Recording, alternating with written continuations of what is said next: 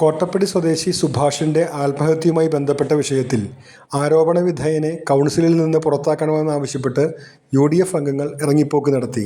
അജണ്ടകളിലേക്ക് കടക്കും മുമ്പ് പ്രതിപക്ഷ നേതാവ് KP ഉദയനാണ് വിഷയം ഉന്നയിച്ചത്.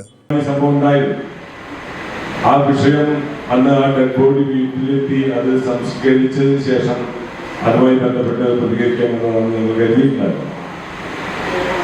ഒരു മൃതദേഹം അങ്ങനെ അവരുടെ വിലാപയാത്രയുമായി അവിടെ വന്നപ്പോൾ അതിന്മേ കയറി മറ്റു രീതിയിൽ പ്രതികരിക്കുക എന്നുള്ളതല്ല ഞങ്ങളുടെ രീതി. അതുകൊണ്ട് തന്നെ ആ കുറ്റക്കാരനായ അങ്ങയുടെ ഈ സഭയ്ക്കകത്തിരിക്കുന്ന ആ സ്റ്റാൻഡിംഗ് കമ്മിറ്റി ചെയർപേഴ്സണെ ഈ കൗൺസിലിൽ നിന്ന് പുറത്താക്കണമെന്ന് വളരെ ശക്തമായി ഞങ്ങൾ ആവശ്യപ്പെടുകയാണ്. മറ്റൊന്ന്, അതിദാരുണമായ ആ സംഭവം നടന്ന സ്ഥലത്ത് അവരുടെ വീടിനോട് ചേർന്ന് തന്നെ ഇന്നലെ ഗുരുവായൂർ നഗരസഭ വലിയൊരു ഉദ്ഘാടനം നടത്തിയിരിക്കുകയാണ്. എത്ര നിന്ദ്യമായ പ്രവൃത്തിയാണ്.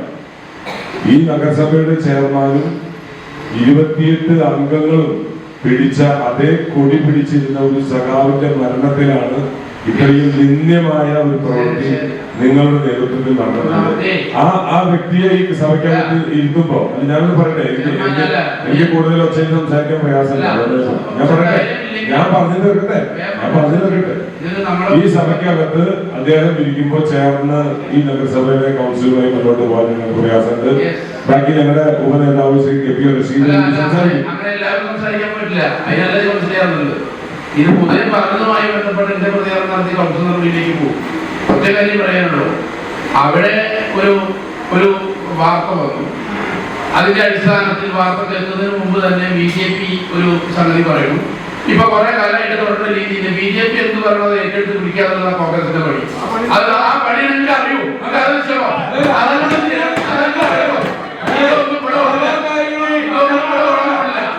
അതുകൊണ്ട് ചർച്ച ചെയ്യാൻ പോകില്ല. അങ്ങനെ ഒരു തരത്തിലുള്ള ആരോപണവും ഇവിടെ ഇല്ല, ഒരു പ്രശ്നവുമില്ല. അത് ഏതെങ്കിലും കാര്യമുണ്ടെങ്കിൽ ഇവിടെ നിയമവ്യവസ്ഥയുണ്ട്, അതിനെ സംബന്ധിച്ച് അന്വേഷിക്കും. കുറ്റക്കാർക്കെതിരെ നടപടി സ്വീകരിക്കാനുള്ള പോലീസുണ്ട്. ആ പണികൾ ഏറ്റെടുക്കേണ്ട കാര്യമില്ല.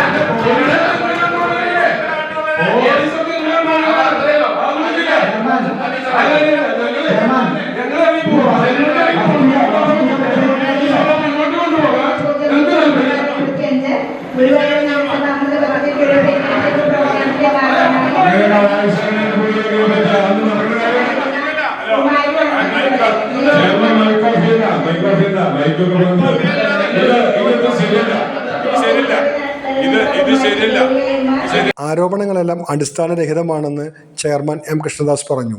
ചെയർമാന്റെ മറുപടിയിൽ തൃപ്തരാകാതെ UDF അംഗങ്ങൾ കൗൺസിൽ ബഹിഷ്കരിച്ച് ഇറങ്ങിപ്പോവുകയായിരുന്നു.